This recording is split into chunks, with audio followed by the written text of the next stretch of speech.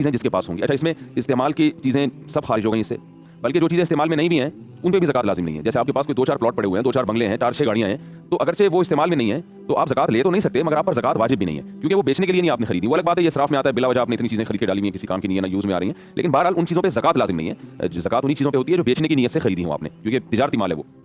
तो सोना हो गया, चांदी हो गया, तिजारती माल हो गया और कैश अमाउंट, इन 4 चीज़ें या इनमें से कोई 3 चीज़ें या कोई 2 या कोई एक चीज़ जब आपके पास इतनी मालियत की हो कि जो 52.5 तोला चांदी के बराबर, जो 40-50 हज़ार रुपए के दरमियान में होती है 52.5 तोला चांदी,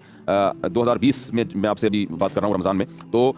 इसमें जो है ना 40-50 हज़ार के दरमियान है। रोज़ाना चूंकि चांदी के रेट चेंज होते रहते हैं, तो आप नेट पे सर्च कर सकते हैं कि आज के दिन 52.5 तोला चांदी की क्या कीमत है। तो 52.5 तोला चांदी की कीमत के बराबर जिस दिन आपके पास ये 4 चीज़ें जमा हो गई, सोना 1 तोला भी आजकल 52.5 तोला चांदी के बराबर पहुंच जाता है, तो ये 4 चीज़ें जिस दिन आपके पास 52.5 तोला चांदी के बराबर पहुंच गई, ये चारों का मजमुआ या चारों में से कोई 3 या 2 या एक ही चीज़। मिसाल के तौर पर आपके पास 20-20 हज़ार रुपए की चारों चीज़ें पड़ी हुई हैं, आपने घड़ी खरीदी थी या मोबाइल खरीदा था बेचने के लिए, उसकी वैल्यू 20 हज़ार है फॉर एग्जाम्पल, आपके पास कैश अमाउंट पड़ा हुआ है 30 हज़ार रुपए फॉर एग्जाम्पल, तो 30 और 20 मिला के 50 हो गए, तो ये 52 तोला चांदी के बराबर है। तो जिस दिन ये आप इतने पैसा आपके पास आ जाए, आप पर लाजिम है कि आप वो इस्लामी तारीख नोट कर लें। मिसाल के तौर पर 2 रबीउल अव्वल को किसी के पास इतना अमाउंट आया, तो उसे चाहिए कि वो डेट नोट कर ले कि भाई 2 रबीउल अव्वल ये आज की मेरी डेट है। अब होगा क्या, अब आपने दरमियान में नहीं देखना साल के कि क्या आ रहा है क्या जा रहा है, इतना सख्ती का शरीयत ने मुकल्लफ नहीं बनाया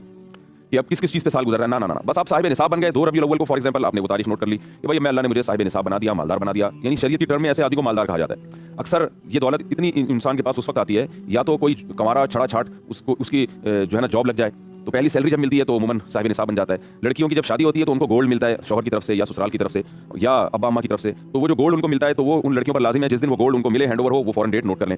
तो या किसी के वालिद का इंतकाल हो जाए तो विरासत ट्रांसफर हो जाती है। तो इस तरह कुछ चीज़ें हैं कि अगर आप वो डेट भूल गए हैं तो इस तरह से आप अंदाज़ा लगा सकते हैं और वो डेट आप नोट कर लें। अगर याद नहीं है वो डेट तो फिर तौबा इस्तिग़फ़ार करें और फिर गौर फिक्र करके कोई भी डेट मुतय्यन करें आप। तो जब 2 रबीउल अव्वल फॉर एग्जांपल आपके पास ये 4 या 3 या 2 या एक चीज़ इतनी आ गई तो आप साहिब निसाब हो गए। अब आपने क्या करना है कि पूरे साल नहीं देखना क्या आ रहा है क्या जा रहा है, उसका हिसाब रखने की बिल्कुल भी ज़रूरत नहीं है। अगले साल 2 रबीउल अव्वल को आपने फिर दोबारा हिसाब करना है कि अब मेरे पास कितने पैसे पड़े हुए हैं। अगर आपके पास 52.5 तोला चांदी या उसकी कीमत के बराबर या उससे ज़्यादा अमाउंट है, चाहे पैसों की शक्ल में, यानी ये 4 चीज़ों